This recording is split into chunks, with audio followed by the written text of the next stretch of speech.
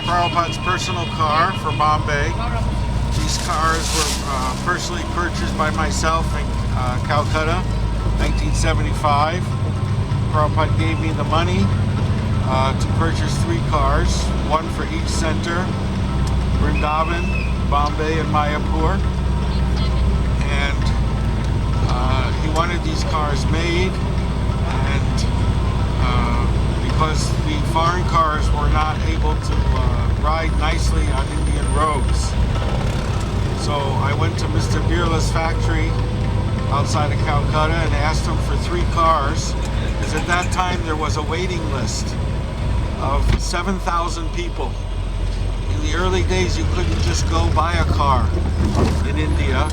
You had to go on a waiting list because the government told the factories how many cars they could make. They could not make what they wanted to make.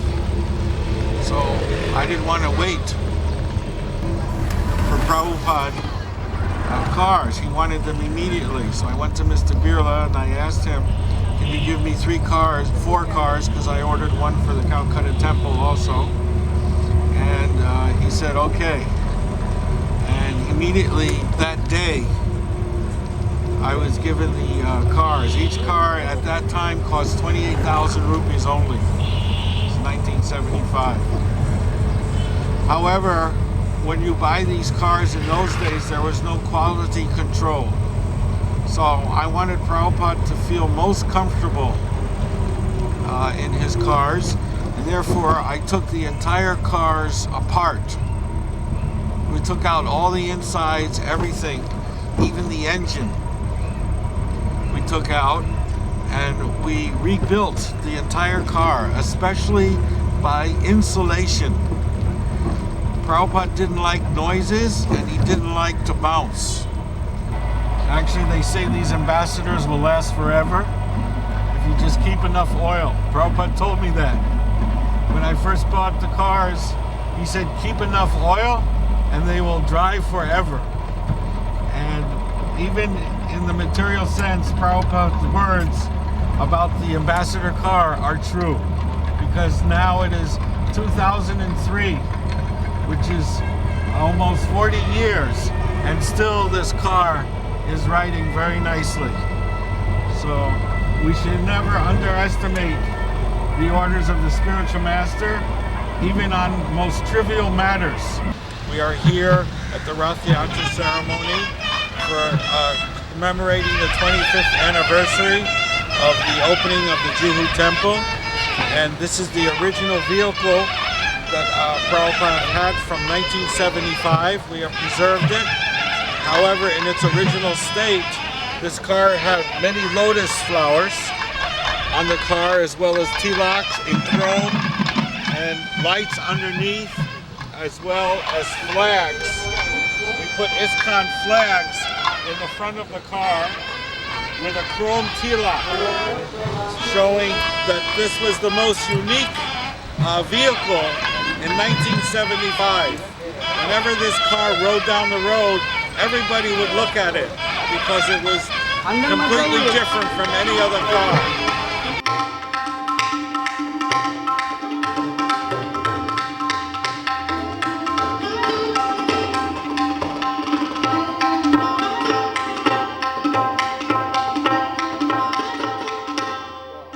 For us, Bombay was a very important place. The Prabhupada said that Mayapur was Vrindavan was his home, Bombay was his office, and Mayapur was his place of worship. So for us in Mayapur, Bombay was a very, very important place. It was one of the important places that the Prabhupada was related with.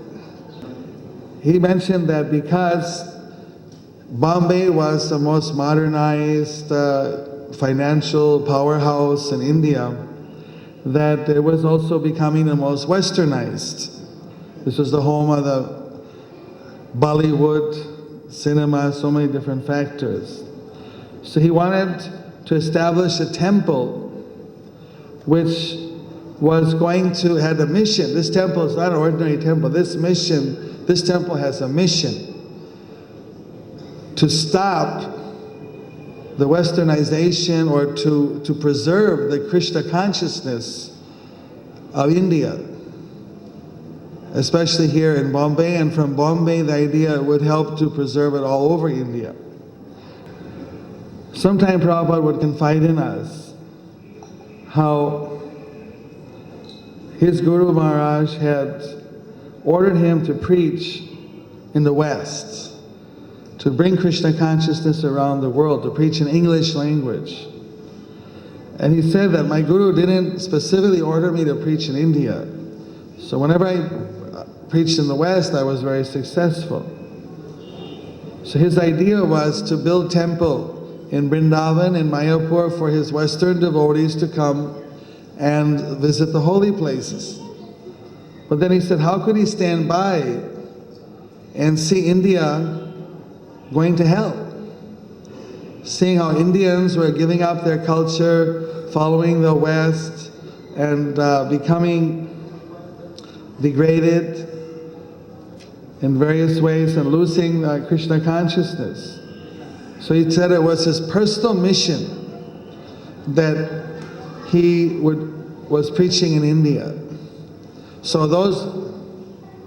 He also said that Lord Washington in Los Angeles spoke to him and sent him to India, although it wasn't his plan.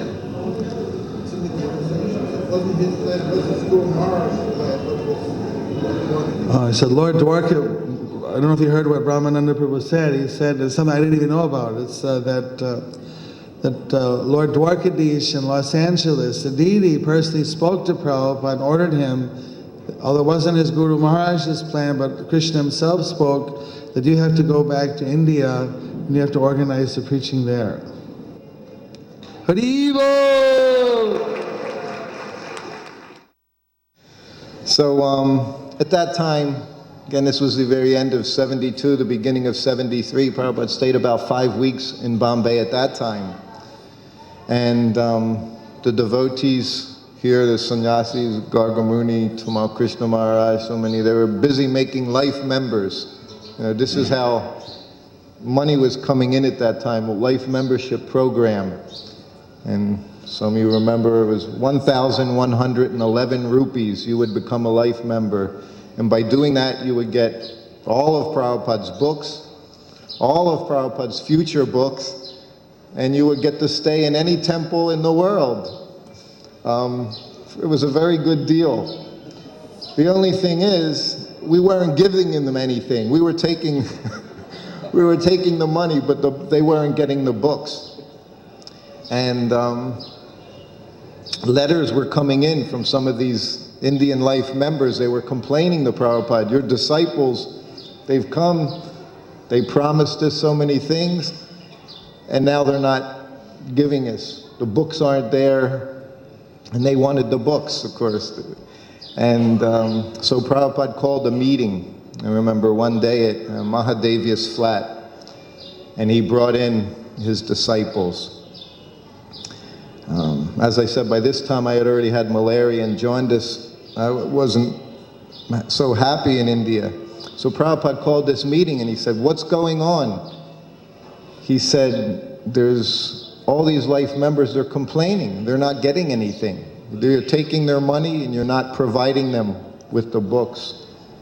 He said, and they're complaining. He said, there's no bookkeeping. He said, do you have records of what's going on? He said, this is very important.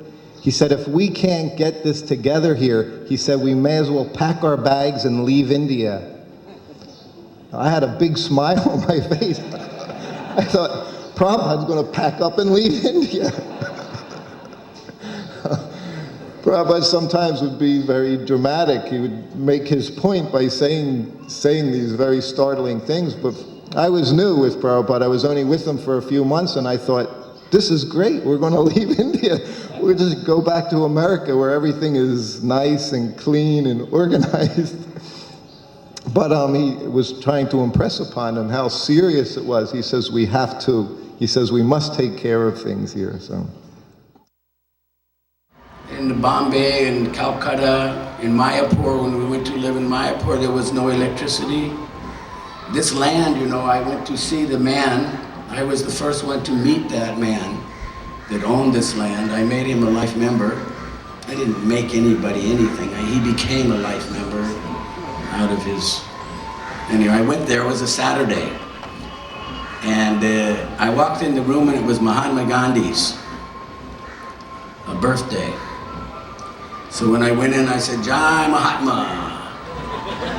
And he liked that, and he became the life member. We have our Mahatma Gandhi here. That's another story. We tried to remove him once, but there was a riot. We didn't know that he was a national hero. You know? So this is what Prabhupada taught us. Prabhupada taught us, if somebody is not a devotee, they're not genuinely devoted to God. In order to be genuinely devoted to God, one has to see God in everything. And he appreciates it. That's the difference between a devotee and a demon. A devotee appreciates life. He can appreciate a coconut, a glass of orange juice, the breeze, the light. The light is coming from the Brahma Jyoti. This is a material sun, but it is coming as a reflection of the jivas that are billions and trillions living there with their body reflection. The devotee knows, he appreciates, and in this way he remembers Krishna, in this way. So a devotee is one who sees life in this way. And if one doesn't, Duskritino Mudha Naradama Maya Pratigyana. Srila Prabhupada taught us that way. So sometimes we forget, we did not remember that everybody is the servant of Krishna. Some are just covered more, some are covered less. So Srila Prabhupada taught us all of these things. Then I said, I'm here for 10 minutes for initiation. And quickly, you know, he gave me my name and my name is Harit. No, when he made me sit to initiation, the Tulsidas was another president. He tried to say, Prabhupada, he's a thief. He just come in the temple, you're giving initiation. Prabhupada looked back, keep quiet, I know what I'm doing.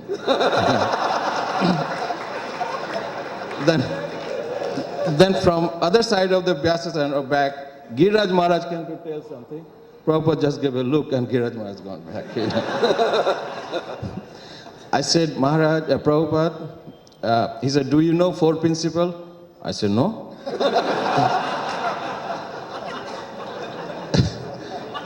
Then Giriraj said, Haridas, you know, no meat eating, no tea and all that. I said, yeah, those I know. He said, what is your name? I said, my name, I don't know because I was like a street bastard and nobody knows my name. So, street boy, right from the, everybody would call me different name, Chotu, Kalu, Malu, anything. Whichever area I go for pickpocketing, I get my name because I don't know my name. Every time I get caught, police ask me, what is your name? Anything comes to my mind, that's my name. Anyway, wait. So I said, but Giriraj Maharaj, one of the day he came, he said, listen, mister, today is a very good day. Will you like to save your head? I said, what is a good day? He said, Haridas Thakur's appearance day or disappearance, something. He said. I said, go ahead, come on, kid. So from today, we call you Haridas. So I told this incident to Prabhupada. I don't know my name, Giriraj Maharaj called me Haridas. He said, keep that name and follow his life. So the first movie I made is Haridas Thakur. Actually, my initiation was not personally with Srila Prabhupada, but for me it was a very significant point in my life because I had been a devotee for 6 months, and that was usually at that time you could get initiation after 6 months. So after 6 months I went to my authority and said, okay, I want to have initiation now. I've been a devotee for 6 months. So then my authority said, no, you have to wait for your husband. He joined 2 months after you. You have to wait another 2 months. So I said, okay. I waited another 2 months. So I waited another 2 months. I asked my husband, okay, let's get initiated now. And my husband said, I'm not ready. So I said, well, I'm not waiting any longer. And so I asked my authorities, they said, okay. I wrote a letter to Srila Prabhupada. And I quoted a verse from the second canto of Srimad Bhagavatam. We had maybe first and a few chapters from second canto. The canto was third chapter of second canto. And the verse was about, if you don't get the dust of the lotus feet of the pure devotee, then you're like a dead body. So I wrote to Srila Prabhupada, I quoted this verse, and I said, if I don't get initiation from you, Srila Prabhupada, then what is the use of my life? So he initiated me, and he wrote back, and he said, yes. He said, first birth is from your father and mother, but second birth is from your spiritual master. So now I am your father, and now your path is open to go back to home, back to Godhead. So then he said to me, how to go quickly on this path back to home, back to Godhead. He gave me 6 instructions in my initiation letter. And those 6 instructions were, always chant at least 16 rounds, study all our books, go on Sankirtan, and always do deity worship, and follow strictly the regulative principles. And then the last one, which is very hard and which I'm having difficulty doing, he said 24 hours be engaged in Krishna's service, and your rapid advancement will be certain. Then he wrote me a second letter very shortly after that, telling me how to do all these things, with what quality. He said you should always be enthusiastic, work sincerely, and cooperate with the other devotees. So this was Srila Prabhupada. He always took care of us personally, our spiritual life. My first sight of Srila Prabhupada was in Detroit in 1971 when he arrived at the airport. I had come there with Harigriva and Kirtananda from New Vrindavan, and we welcomed Prabhupada. As he came out of the jetway, there was about 350 devotees welcoming him. And the moment that he stepped out of the door into our sight, everyone began to cry. There was a wave of transcendental emotion that just went throughout the entire room, and anyone who was there will remember it. The next thing I remember was Prabhupada sitting down in that lounge, and the first words out of his mouth were, "You are not that body." And they just pierced my heart, along with everybody else's there. And Jayapataka Swami and I always mention it to each other that we recall that one moment as being so extraordinary for everybody. And then he was driven back to the temple, and I spent the next 3 hours crying my heart out, being relieved, knowing my spiritual father had come back to once again try to extract me from the material world. And that was my first experience of Prabhupada. When I went to receive the Gayatri mantra from Srila Prabhupada, it was in his room in Vrindavan in 1976. And so when I came into the Prabhupada's room, I paid my obeisances and chanted the pranam mantra. And after the pranam mantra, I said in a loud voice, "Jai Srila Prabhupada." And Prabhupada immediately responded, "Jai Srila Prabhupada." And just for a split second, once bewildered by this, and of course I immediately realized that his Srila Prabhupada was Srila Bhaktisiddhanta Saraswati. And so what it indicated to me was that whatever honor that we gave to Srila Prabhupada, whatever respect, he was passing that on to his spiritual master in the line of disciplic succession to Krishna himself. So that was Srila Prabhupada's great quality as a pure devotee of the Lord, that he was the transparent via medium to Krishna and to the parampara. Although he was doing everything, he would give you the credit. Like when I got to Los Angeles Temple, I remember in the opening lecture, Prabhupada said, all glories to Gargamuni when he said this, Jayom Vishnu Power Parama. He said, all glories to Gargamuni, all glories, because I got the LA temple. But I knew that actually he got the temple, but he was giving me the credit, And that's one thing devotees sometimes forget. They think they're doing things, you see, but actually it's Prabhupada doing it through you, and then he gives you the credit. Just like in Bhagavad Gita, Krishna was on the battlefield and he was doing everything. But because Arjuna surrendered to Krishna, Krishna gave him the credit. So although I knew in my mind Prabhupada was giving the credit, that's why I got very emotional when Prabhupada said, Jai, all glories to God, because I knew I didn't do this. Prabhupada did it. And then I get so upset, because why does Prabhupada do this? He never takes the credit for anything, and yet he's doing it all. And that's why, to be with Prabhupada is the most wonderful experience, because he'll never cheat you. It started with, he used us because we were his instruments. So we were used, but he confirmed everything. One Saturday I went to make a life member. And in those days, nobody knew us. They didn't trust us. We were 19, 20, 21, 22. We were a bunch of kids, skinny. Like one story, I went to this office, and they began to question me, these men, and I didn't really know what, they started to say Karna was the hero of the Mahabharata. And I didn't know what to say. I became angry. I said, what? No, it's Arjuna and Krishna. And they said, no, it's Karna. And this way they really agitated me.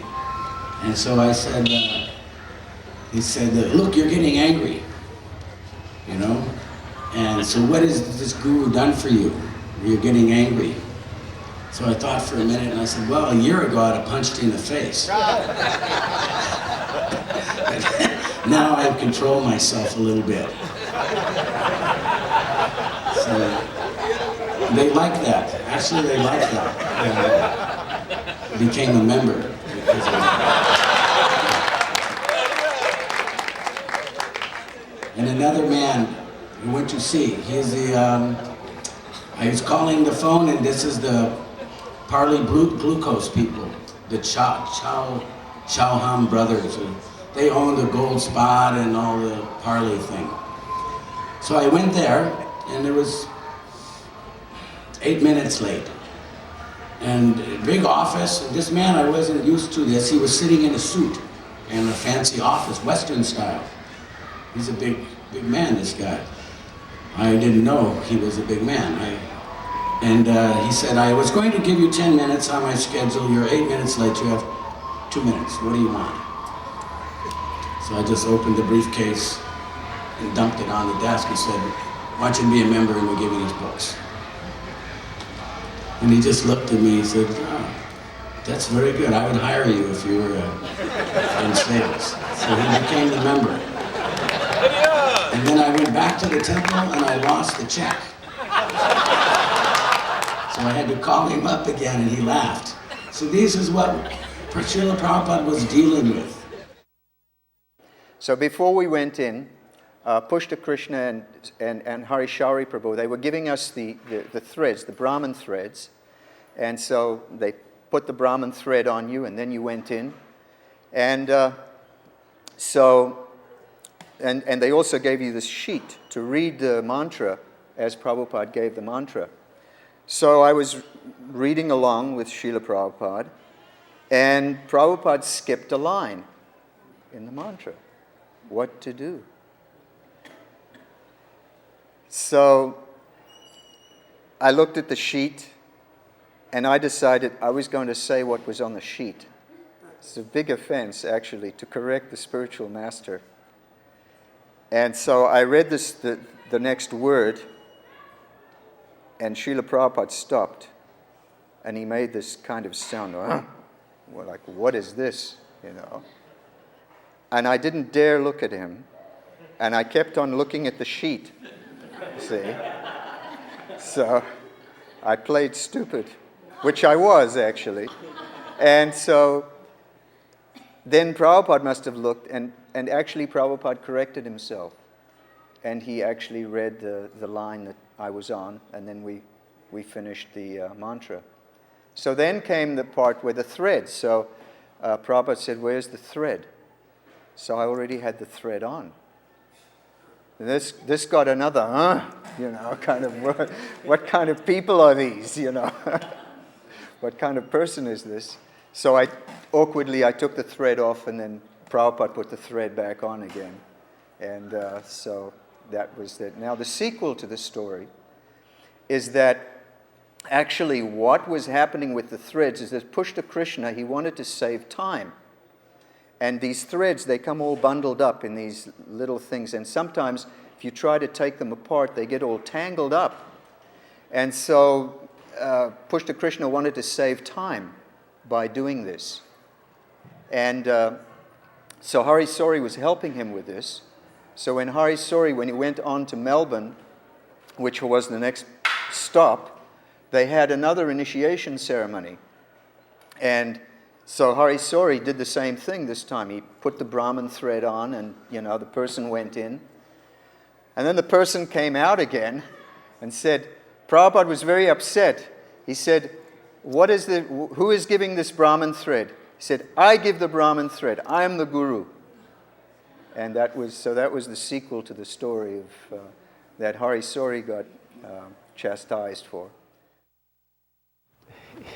My first experience of Srila Prabhupada's anger was when we went from Madras to Vishakhapatnam. His godbrother, Bhaktivedanta Puri Maharaj, called on the telephone. I was upstairs. I was not feeling very well. Srila Prabhupada was in his room, and Shamsundar was there. And someone said, there's a phone call for Srila Prabhupada. And Shamsundar came out the door and said, who is it? Oh, it's Puri Maharaj from Vishakhapatnam. And all of a sudden, Srila Prabhupada ran down the stairs, got on the phone, and started speaking very loudly and joyfully in Bengali. And within 6 hours, we were all on a train to Vishakhapatnam on the coast of South India. And when we arrived, we were served very nice prasadam. And I was brahmachari, and we always didn't get very nice Krishna conscious prasadam because sometimes we were invited to people's houses. And it was excellent prasadam, and we all stuffed ourselves and slept through Mangal Arati the next morning. And we were staying in these little bhajan kutirs outside of the mat, and Prabhupada came out with his cane. He was opening the doors and yelling at the brahmacharis, get to Mangal Arati, why aren't you at Mangal Arati? So I thought I could make it just in time before Prabhupada got to my door. And I didn't. And the door opened, he opened it with his cane, and I paid my obeisances, Namam Vishnu Pradaya Krishna. He didn't care for my prayer. He said, if you cannot get up in the morning, then do not eat at night. And I said, it was the first time I ever experienced his chastisement. And I was like, I thought my spiritual life was finished. So I said, yes, Srila Prabhupada, I'm sorry, Srila Prabhupada. And I ran to Mangal Arati. And so Srila Prabhupada what Srila Prabhupada did was use all of his emotions perfectly in the service of Krishna. We were spending a little time with Prabhupada's godbrother, Krishnadas Babaji Maharaj, who he had a very affectionate relationship with. So he was telling us the story of Prabhupada's taking sannyas. And he said, yes, he said, the ceremony was going on. He said Keshava Maharaj was conducting the initiation. Narayani Maharaj was chanting the mantras, and I was doing bhajan. He said, but as is my habit, I got a little too loud. So Keshava Maharaj was making a gesture like this, not so loud. He said, and as soon as he would turn his head, he said, your Prabhupada would go like this. And then he laughed, he was always laughing. And he said, it was then I knew he would be the leader of the Hare Krishna movement. And then, this is years later now in Dallas, when the airport was the main airport was Love Field, you remember. And So we were escorting Prabhupada to the airport, and as we moved through the airport terminal, there was one of these moving sidewalks. And Prabhupada was gliding along on the sidewalk, and the kirtan was roaring along on either side of the sidewalk. And right through and I took over the kirtan and began leading it, got a little bold. And as we entered the main terminal, I thought, okay, I better, bring this kirtan to a close, because all the people were looking really startled. And I started to wind down the kirtan the way you do, with the kind of signaling the mridungas. And Prabhupada saw what I was going to do, and immediately he looked at me, and he went like that, same gesture. Come on. So then we all sat down in the terminal and continued the kirtan. So I was just thinking, how he always, if there was chanting, that was his life and soul, under all circumstances. But how much Prabhupada was very personally related with these deities. We know that he established the Mayapur Vrindavan Trust. In that trust he said that 30% is for, in case ISKCON ever, at that time in India, we weren't so well established. But whatever it may be, he wanted that there be some kind of a perpetual seva security for the deities, and especially he mentioned 30% for Radharas Bihari, 30% for Vrindavan, Krishna Balaram, Radhisham deities, and 30% for Mayapur, Radhamadhava, Panchatattva deities, and 10% for Hyderabad. So all these things showing that how these deities here in Mumbai, Prabhupada was so much related with them very intimately. So, some experiences in Calcutta Temple. I was doing Mangal Arti one day, and Srila Prabhupada came for Mangal Arti, but I didn't know it, and he was standing right behind me. The deity room was on the same level with the rest of the temple, and the only thing separating the deity room was a thin rope covered with velvet, a chain covered with velvet. So I was doing the arti to the deities, and then I turned around, I had the ghee lamp, and there was Prabhupada standing just a few inches behind me. And I didn't know what to do. Should I do arti, or should I give him the ghee lamp, or what should I do? I was just completely flustered. So then I think I did both, a combination of both, and then someone took the ghee lamp, and then the whole arti, Srila Prabhupada was standing right behind me. And at that moment, I realized that I was doing my arti so nicely at that time, because Srila Prabhupada was standing behind me. So I thought, well, I should do all my service like this, as if Srila Prabhupada was standing behind me, watching whatever I do. And actually, that's a fact, that Srila Prabhupada is with us, and he's watching, and he's guiding us. Even though he has left this planet, he's still with us today. There was a room full of Indians, visitors, in Vrindavan. And Kundali was there fanning Prabhupada with chamara. All of a sudden the door burst open, and it was Vishal and Vishalini carrying these platters of Simply Wonderfuls. And at the top of his voice, he announces as he bursts into the door, "Simply Wonderfuls for a Simply Wonderful spiritual master." So Prabhupada started grinning, because he was often highly entertained by Vishal. So he was grinning away, and then Vishal and his wife, they went around distributing Simply Wonderfuls to everybody in the room. Then Vishal took one of Prabhupada's books off of, there's bookshelves all around the room, and he took one of the books off the shelves, opened it up, and began to glorify Prabhupada and all of his books and his writing, and what a fantastic personality Prabhupada was. And then he went around and distributed books to the people in the room and got donations. And Kundali was describing that his mind was completely blown by all of this, because he'd never seen anybody act like this around Prabhupada. So then he finished up his little preaching, and book distribution excursion. Prabhupada the whole time was just smiling and nodding his head. And then Vishal said to Prabhupada on his way out, he said, "Prabhupada, just one thing." "Yes?" He said, "I haven't got 7.3 yet." Srimad Bhagavatam, 7.3. "I haven't got 7.3 yet. Can I borrow yours?" Prabhupada said, "Take it." So that was one about Vishal. Another time, Vishal used to, whenever Prabhupada used to circumambulate the temple in the morning in Vrindavan, Vishal would be standing with his hands folded, chanting all these prayers from the Bhagavatam. We think that you're good, and giving the English translations. Well, on this particular morning, there was all this water because it had rained, and it was just, sheeting on the temple step area. And Prabhupada just snapped at Vishal. He said, do something practical. He said, clean this up. So that was his response to the glorification. He ordered him to do some cleaning. Prabhupada never made you feel bad. He never did or said anything to make you feel bad. He always made you feel good. And even if he said something, like some of the servants who served Prabhupada, they say he was strict and he would say something. Later on, he would come back with something very kind and very nice, Because in all circumstances, the closer you got to Prabhupada, the more he would teach you about life and about serving Krishna and your responsibility to the Guru. You see, it's a never-ending process of surrender. And with some of us, including myself, it's very hard to surrender when you're conditioned to act on impulse, to act on the basis of your senses.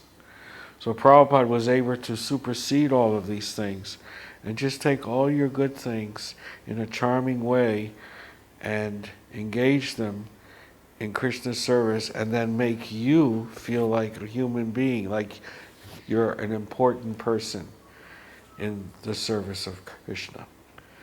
Because self-esteem is something that many devotees lack.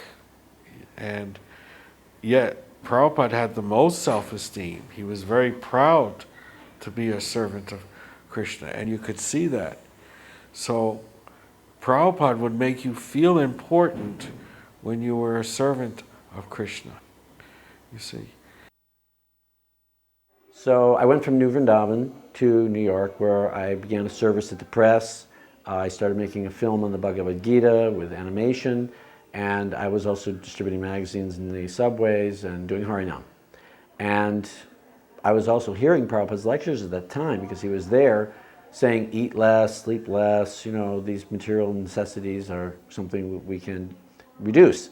And I took it, as gospel, and that's what I did. I would, refuse to eat more than one chapati at a meal, or have more than one cup of dal, or, have more one serving, whatever's put on my plate of sabji, and that was it. And at that time, we didn't get any sweets unless it was Sunday. So Prabhupada, meanwhile, noticed me amongst the devotees listening to his lectures, unknown to me.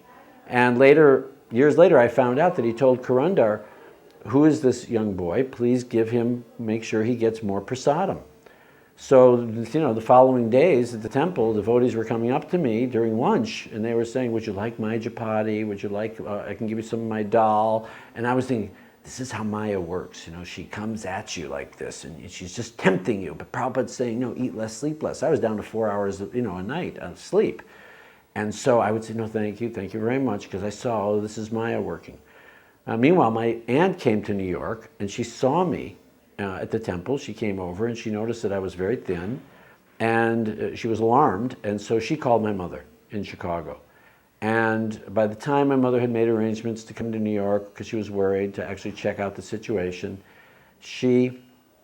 I had lost even more weight. I was now down to 108 pounds from 180.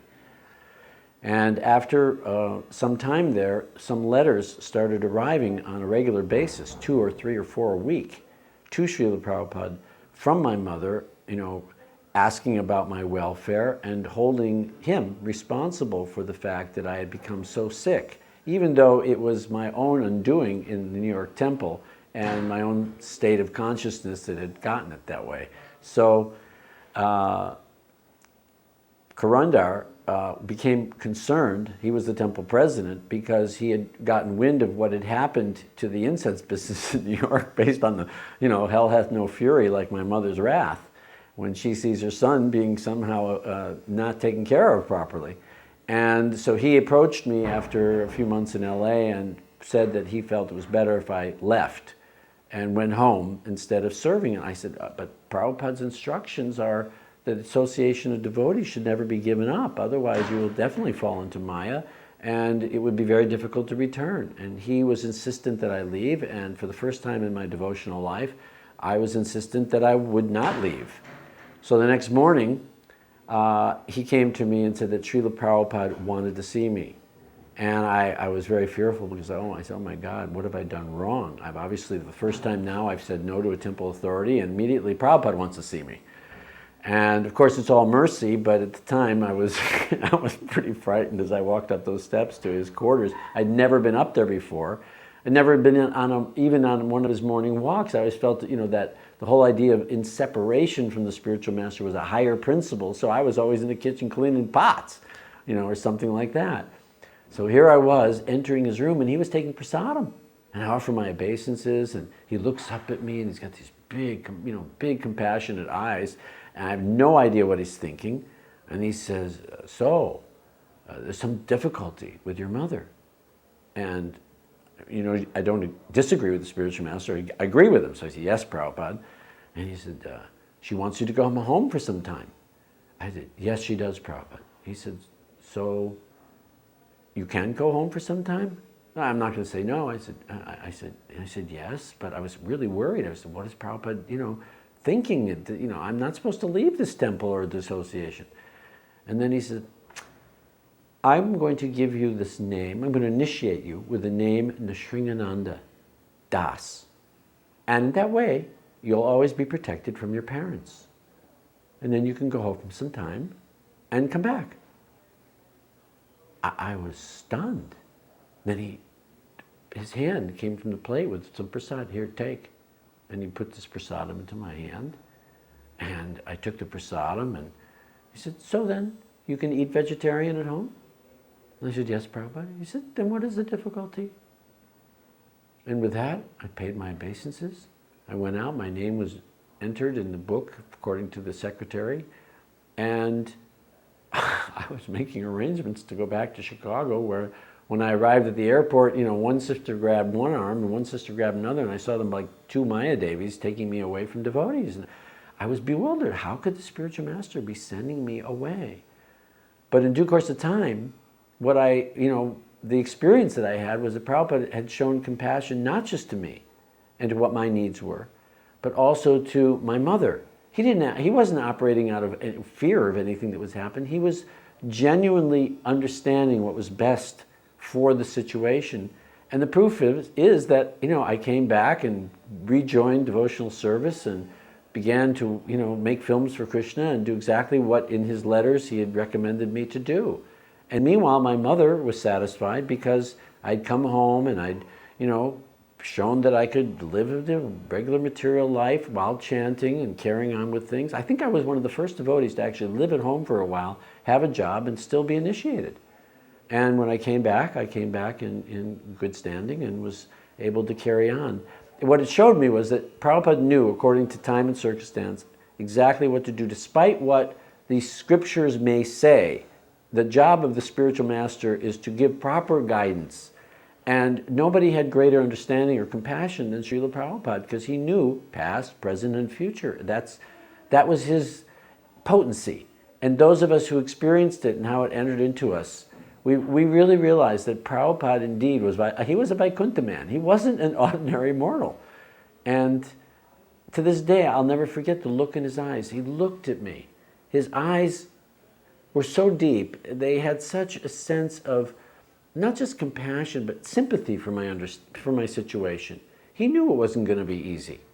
He tried to make it easy. He gave me a name that made it easy. With that name, I knew, okay, I may have difficulty, but I got the name Nrsimhananda. I'm always going to be protected. And as it turns out, my mother ended up, though she went in the direction for some time of joining the anti-cult movement and making sure that other people were not taken advantage of, and we know that in many cults, a lot of people were taken advantage of by unscrupulous leadership. But in our case, and even in our own movement, we had our own problems amongst our own leaders. But in the case of Srila Prabhupada, he made that instruction in such a way that I was able to come through that. My mother was able to work her way through that over the years. And in 1999, she came with me to Vrindavan, celebrated her birthday, sat at the feet of Prabhupada's Murti, saw his samadhi, paid her respects. You know, it was a beautiful trip. And to me, it was the ultimate affirmation that Prabhupada's compassion could carry anyone over the ocean of doubt and illusion. It was a fantastic moment for me to have her there in Vrindavan amongst the devotees, and she loved it. She said this was the best trip I ever took in my life. The month she spent with me in India, it was very rewarding. So at that time, of course, I was dressed in rags, and Prabhupada noticed. And somehow or other, when I was offering obeisances, I was trying to cover up the holes in my sari. So Srila Prabhupada must have noticed, because about 4 days later, one of our Richest Life members came up to me and he said, "I'm going to take you shopping for saris." So he took me to 4 or 5 sari shops, and I could just take whatever I wanted. And ever since that day, I have no problem for saris. Srila Prabhupada knows everything. So here in Juhu, of course, for me, I always had a nice situation. It was one of the things, being with Srila Prabhupada, as Prabhupada would say, you're servant of the king, you live just like the king. So I was always taken care of very nicely while I was with Srila Prabhupada. One of the things I remember, we're always getting into trouble, Prabhupada's entourage, and also we would take pleasure, it would seem, when Prabhupada would call us sometimes onto the carpet. I remember it was here in Juhu. I said the beach was very nice back then in '74. And at that time, Paramahamsa was Prabhupada's secretary. And Prabhupada would take lunch and take a short nap. So during that time, we all started going to the beach. And we would sit on the beach and go in the water, take bath before lunch. Well, within a few days, Nitai dropped out, said he had too much work to do. And then Paramahamsa, who was the secretary, said he had to catch up on his letters, typing the letters. So I continued to go to the beach every day. And I came back one day, and Paramahamsa came up to me and he said, "Prabhupada wants to see you, and he's really mad." And this was like, this was always going on. Prabhupada was really mad. He was always really mad at, we were always doing something wrong.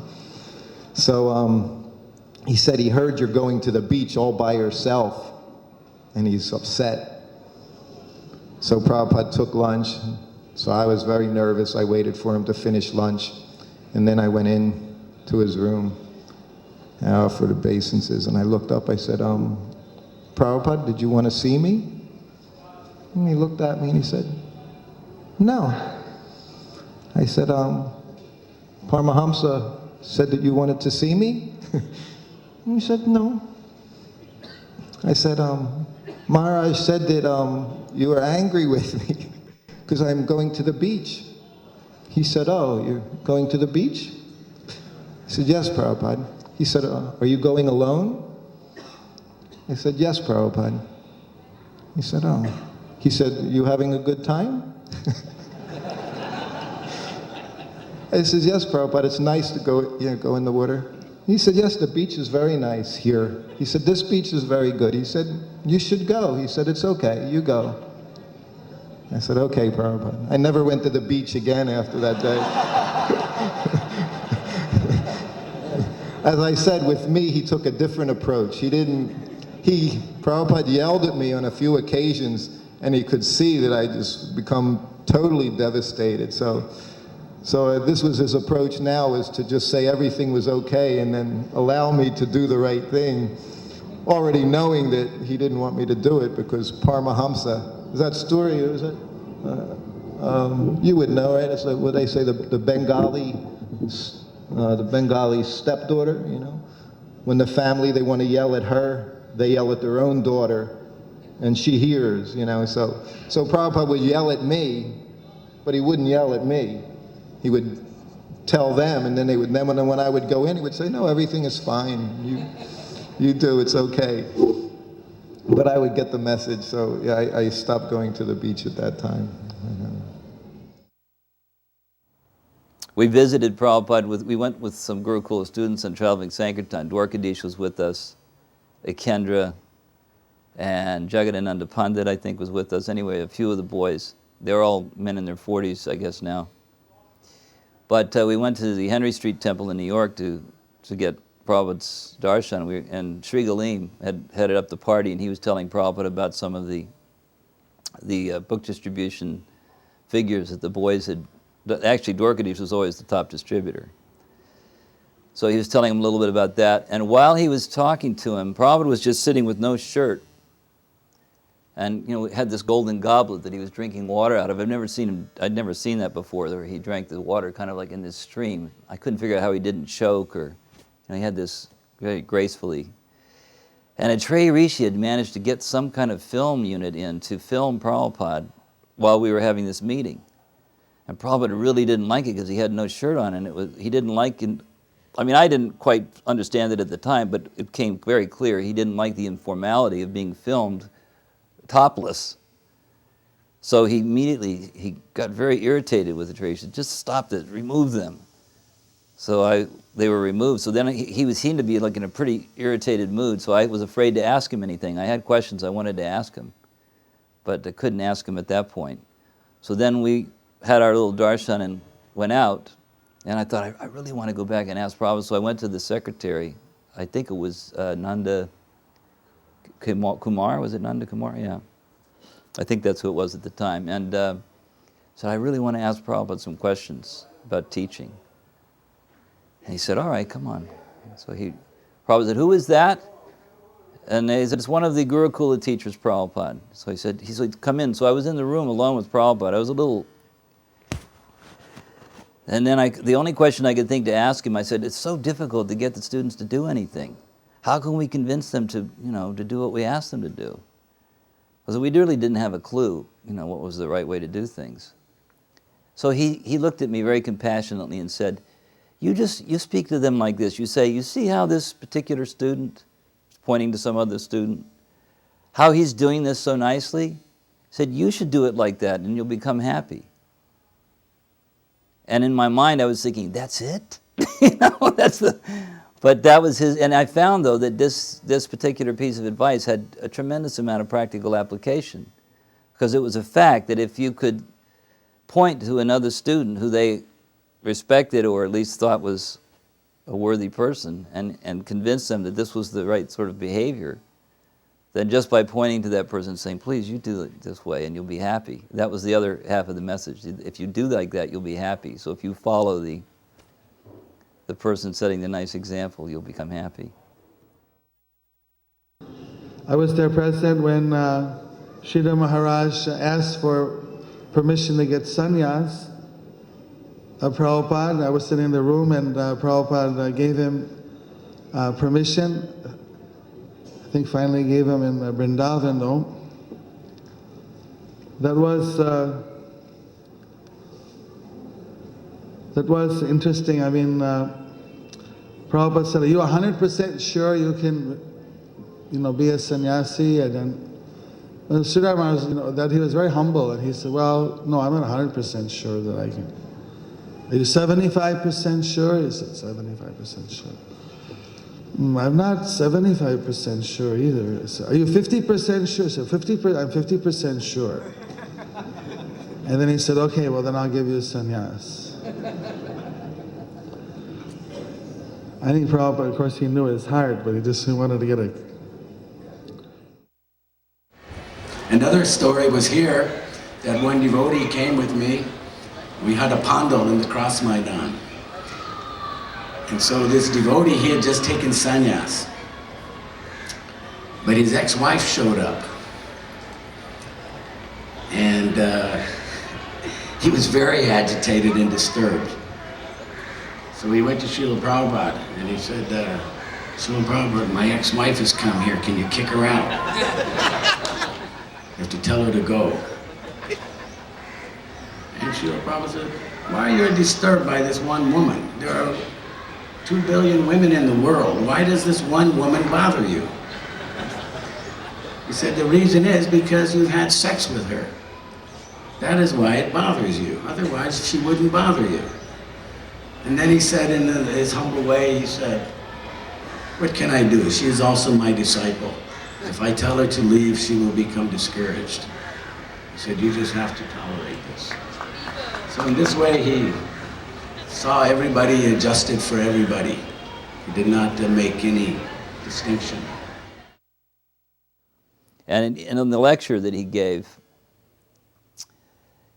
I don't remember most of the lecture, but the one line he spoke, which was really interesting, he said, this is a movement for the living entity. And I was thinking how, generally we talk about saving the human beings, but he was, describing the movement as a movement for all living entities. So that really struck me. Speaking of strength, spiritual strength, once Vishnu Jan asked Srila Prabhupada about spiritual strength. He said, Srila Prabhupada, how do you measure spiritual strength? And Prabhupada said, with car towels. Prabhupada would speak to us about different things. And one thing I remembered he spoke to us was about the Babajis in Vrindavan. He said that be careful about the Babajis. They are called Markat Vairagya. It's just like in Vrindavan, you see there are many, many monkeys. And these monkeys have many, many wives. They may appear very renounced. They're vegetarian, they don't wear any clothes, but they have many, many wives. So in the same way, he said, these Babajis, they appear very renounced, but actually they have many, many wives. So be careful and don't associate with them. In Vrindavan in 1976, Prabhupada was touring the Guru-kripa building that was being constructed. It was quite a large edifice, and there had been all this discussion about who was going to have what room. Which person was going to be in which room, and this manager was going to be here, and this person was going to be there. And Prabhupada didn't like it. And he began to reflect on what had happened in the Gaudiya Math at the time of Bhaktisiddhanta, when there was all this argument about the Bagbazar temple.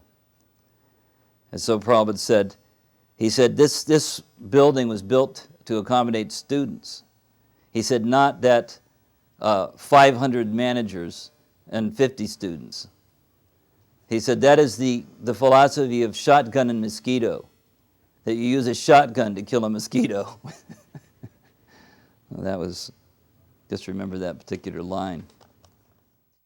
One day I was in his room in Calcutta, and one of his secretary brought in the mail, disciples would write to him and Prabhupada would respond. He would listen to the letter, he would tell the secretary, tell him this, this, and this, or tell her this, this, and this. Secretary would type it up, and then they'd bring it back, Srila Prabhupada would read it and then sign it. So one day there was a life member in Prabhupada's room in Calcutta, and I was there, and he brought in the letters to be signed, and Prabhupada looked and read, and then got his pen. A, C, Bhaktivedanta, not that big, but you know how Srila Prabhupada's signature was. And the life member there was going like this, with his eyes like this at the signature, and Prabhupada said, yes. My college professors once told me, royal signature. So everything that Srila Prabhupada did was royal. It was authoritative. It was totally dedicated with tremendous strength. Also in Dallas, they initially, when the first time Prabhupada came, there was no real place for him to, other than his room, there was no place for him just to sit outside because the weather was often warm there. And he had apparently requested that there be some facility, some garden type of area. So they created one in one of the adjoining houses in the backyard. And it was not really nice. They had Tulsi Devis everywhere and flowers and all kinds of, a little fountain. So Prabhupada sat out there in his white rocking chair. There's pictures of it in some of the old Vyasa Puja books. And so he would have different devotees read from Krishna book. So in this particular incident, Prabhupada was listening to the story of the kidnapping of Rukmini. So as the story was unfolding, it was building up, because it was building up to the point where Krishna actually snatches Rukmini and rides off with her in the chariot. So Prabhupada was getting more and more excited, because as we got to that part of the story, he was kind of leaning forward in his chair like this. And then finally, when Krishna grabbed Rukmini and put her on the chariot, Prabhupada's eyes got very big. You know how sometimes he would open his eyes really wide, and he said, and not that she was like some weak woman, he said, she was driving the chariot. He had both of his hands up like this. So I remember being really startled, thinking, wow, I don't remember that in the Krishna book. So I went back to check, and it doesn't say anything about this in the Krishna book. But apparently Prabhupada was having some type of revelation at this point about this pastime. Allen Ginsberg brought Tim Leary to meet Prabhupada. Tim Leary, is the he started the LSD movement. Actually, Prabhupada stayed with the chemist who invented, and he was initiated. His name was Karlapati. And he was a graduate of Harvard. He was a black man, but very intelligent. And Prabhupada initiated him and stayed with him for a little while. And he was the chemist, along with Tim Leary, that invented the LSD. Carl, I forget his last name, but his... Carl Jurgens. And so, did you ever find him? No. And so Prabhupada was, when Prabhupada met these dignitaries who were in charge, he never criticized their ways. He never put them on the spot. He acted very charming. Very nice. He never put anybody on the spot, because whoever came to him, he would ask them, help me in my movement, and be very charming with them. The same he did with George Harrison. He said, you are a very important person, and people are following you. You can help me in my mission. He would actually appeal to them and try to engage them in service to Krishna, you see. And he was very charming in the ways that he would do this with anyone, a professor, a scientist, a doctor, anybody. He was never condescending or critical of their personal life or anything. No, he would only see the good things and try to engage them in that service. To me, is unhuman. A person does not do that. Usually we always look for the bad things in somebody. Prabhupada was just the opposite. In fact, if you did something wrong, he would reward you with more response. He never took things away from you. If you did something bad, he would send you out and do something more, give you more responsibility. The more bad you were, or the more mistakes you made, the more responsibility he gave you. The more he was merciful with you.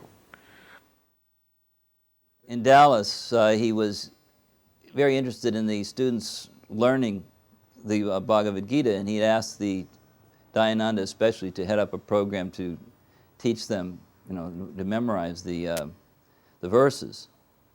So they would actually become very, very good at it, and they had memorized whole chapters. So several of the students stood up and chanted so many verses for Prabhupada, and then this one particular boy who was quite young, Prabhupada then asked him a question. He said, and I don't remember the particular verse, but he said, so what is the difference then, he said, between you and Krishna? And you can imagine this poor 8-year-old kid was, I don't know. But Prabhupada asked him a couple of times, what was the difference? And then he said, Krishna is pervading everything. Krishna is in all bodies, and you are only in this one body. He says that is the difference, that Krishna is in all bodies, and you are simply in this one body. So that was the distinction. He wanted the students to know the philosophy, not just to memorize the verses, just like Bhaktisiddhanta Saraswati Thakur, when he was 5 or 6, he'd memorize the whole Bhagavad Gita, but he also could explain the verses. So Prabhupada had very high hopes. So again in Vrindavan, 1972, we were sitting in Srila Prabhupada's room, and he was having darshan. And he had some bananas at his feet. And all of a sudden, one monkey came in, and he ran in, and he grabbed the bananas, and he ran out.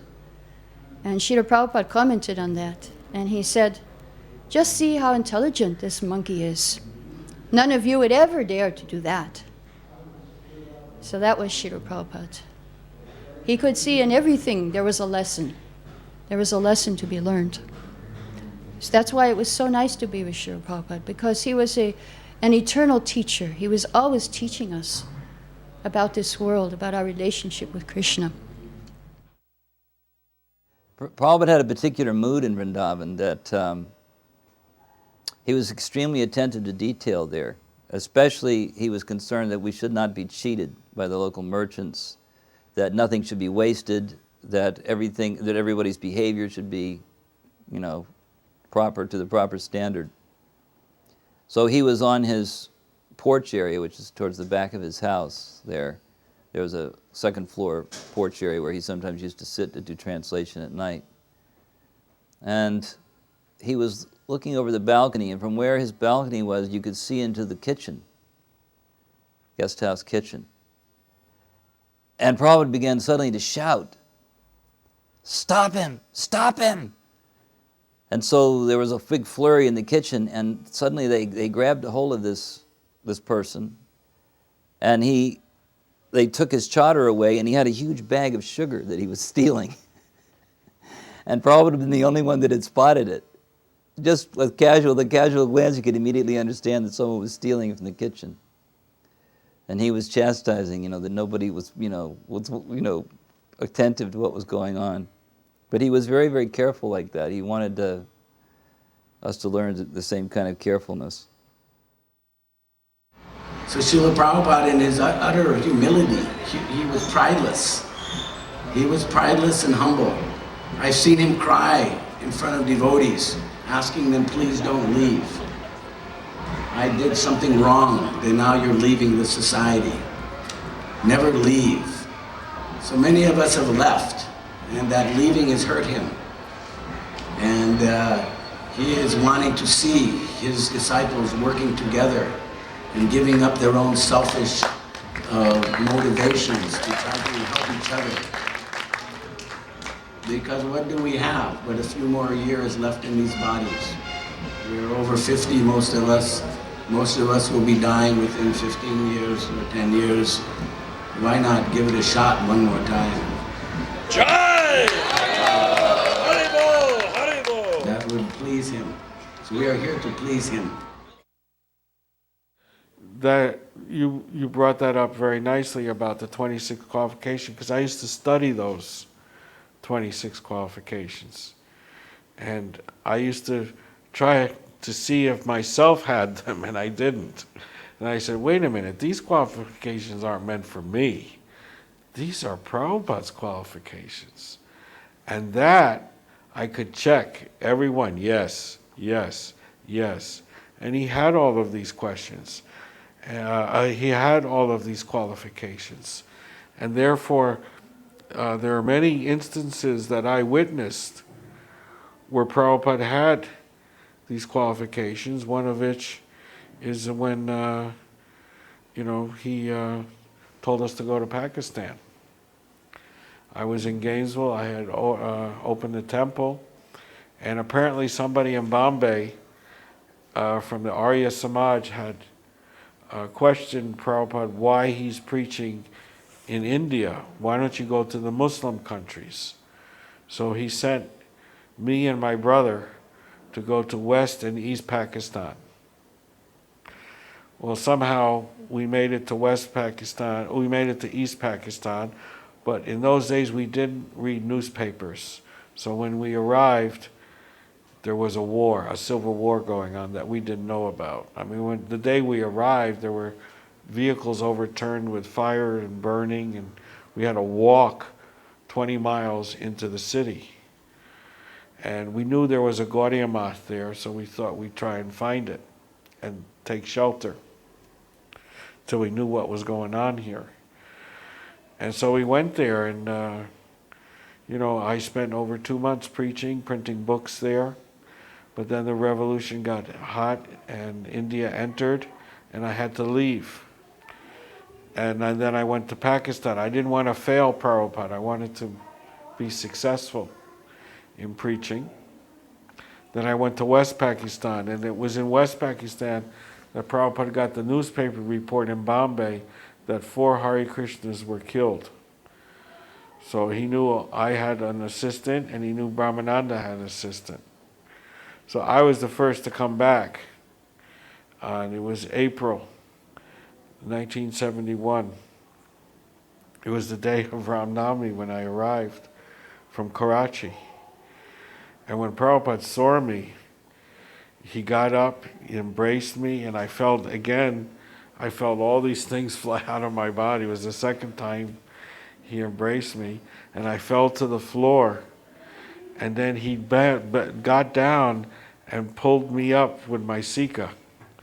It was like he was pulling me out of the material world. And then he slapped me on the back real hard. He said, very good, he was happy to see you. I mean, he was happy. Then he called the servants and said to cook us a feast. And everybody was fasting. And we had a whole feast with puris and sabji and people couldn't, they had a fast and I was eating. They all got envious. But Prabhupada he again took it as a sacrifice, that we were sacrificing our lives just on his order. He saw this, and he returned that love, by blessing you, by pulling on your sika, by slapping you on the back. You don't know what it is to have Prabhupada slap you on the back. It's not like any slap you've ever received. You feel some spiritualness out of that. You feel purifications. You feel your heart just drop into your stomach. It's the most wonderful feeling to have the spiritual master do something, to pull your sika. I can't describe it. Because, Prabhupada, although he may act like an ordinary man, was not an ordinary man. And anybody, who met him felt that way. Even great scholars gave him so much respect just by his demeanor. So to have him do personal little things like slap you on the back, you feel something. So he did the same with Brahmananda also.